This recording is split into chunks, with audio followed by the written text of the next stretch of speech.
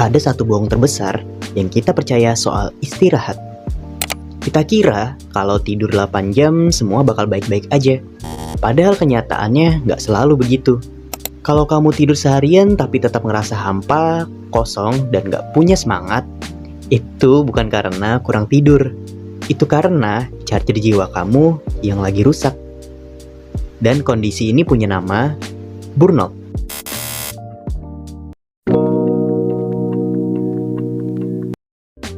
Banyak orang mengira burnout itu sama dengan capek biasa. Padahal keduanya beda banget. Analoginya begini, coba bayangin baterai HP kamu. Capek biasa itu seperti baterai yang habis. Solusinya sederhana. Kamu charge, tidur semalam, besoknya bakal fresh lagi. Tapi kalau burnout, itu levelnya berbeda. Burnout itu bukan soal baterainya habis, tapi alat chargernya yang rusak. Artinya apa? Artinya kamu bisa tidur 10 jam, bahkan seminggu penuh, tapi tetap aja pas bangun, rasanya badan kamu masih berat. Pikiran kamu juga masih kosong. Ini terjadi karena sumber energinya sudah putus. Simpelnya gini, burnout itu saat kamu ngerasa hampa. Kamu nggak punya semangat buat ngapa-ngapain. Kamu ngerasa apa yang kamu lakuin selama ini nggak ada gunanya. Rasanya kamu jalan di tempat, tapi kaki kamu sudah nggak kuat buat melangkah. Biasanya kondisi ini muncul dalam 3 bentuk. Bentuk pertama, lelah banget. Kondisi ini di mana kamu ngerasa badan dan otak kamu rasanya lemes total. Lanjut, tanda kedua, mulai benci sama tugas. Nah, biasanya tuh kamu ngeliat kerjaan atau tugas aja bawaannya udah nggak mood. Ketiga, ngerasa nggak kompeten. Biasanya kondisi ini kita sering ngerasa di dalam hati ada suara yang bilang, "Aku nggak bisa apa-apa, aku udah gagal." Nah, kalau kamu ngerasa ketiga hal ini, hati-hati, ini bukan lagi sekedar butuh istirahat atau hiburan lagi. Lalu, pertanyaannya di sini, kenapa charger jiwa kita bisa rusak ya? Apakah karena kita lemah? Jawabannya bukan. Ini justru sebaliknya. Burnout itu biasanya nyerang orang-orang yang terlalu kuat menahan beban. Ingat nggak video kita sebelumnya soal people pleasing? Orang yang susah bilang enggak, orang yang selalu nyenengin orang lain, yang ngorbanin dirinya sendiri. Nah, mereka adalah kandidat utama burnout. Kenapa harus mereka? Karena mereka hidup pakai mode darurat terus-terusan. Sekarang gini, coba kamu bayangin mobil kamu. Mobil itu punya pedal gas dan pedal rem. Gas buat jalan, rem buat berhenti atau istirahat. Nah, orang yang burnout itu kakinya ngegaspol terus, tapi remnya blong. Nah, sadar nggak? Kalau selama ini itu, kamu selalu memaksa diri kamu buat mencapai target yang udah kamu buat. Dipaksa memenuhi ekspektasi orang tua, ekspektasi bos, bahkan ekspektasi kamu sendiri. Dan karena kamu takut ngecewain hal itu, akhirnya kamu jadi nggak berani buat injak rem. Dan tanpa sadar, kamu paksa jalan terus.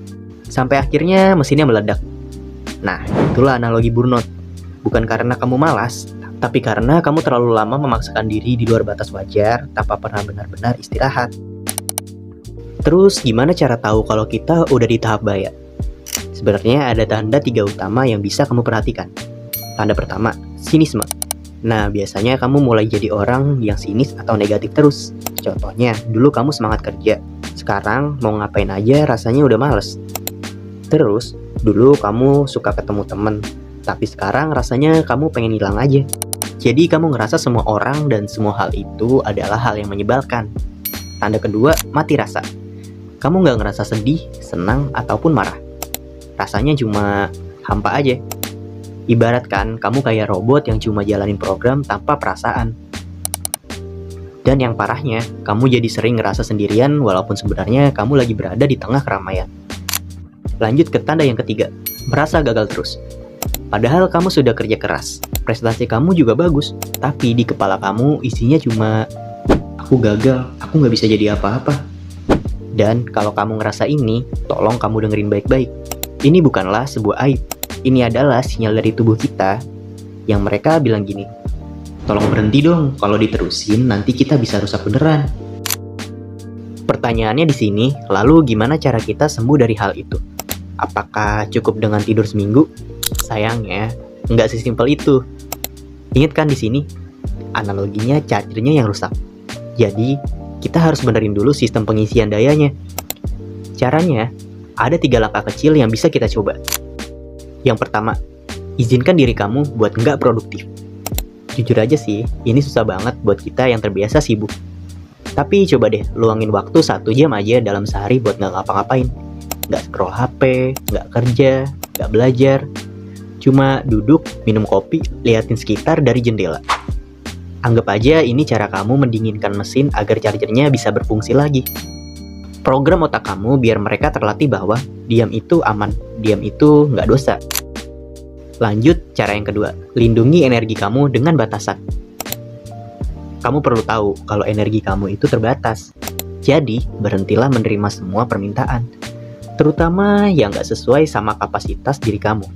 Maksudnya di sini, ketika permintaan itu melebihi waktu, tenaga, atau prioritas yang kamu punya saat ini. Contohnya, teman kamu minta bantuan, padahal kamu lagi di posisi banyak jadwal yang belum kamu kelarin. Atau atasan nambah tugas, padahal kamu udah lembur 3 hari. Dan di titik itu, kamu berhak buat bilang enggak. Masih inget kan skill dari video people pleasing? Nah, di momen ini, saatnya kamu pakai hal itu.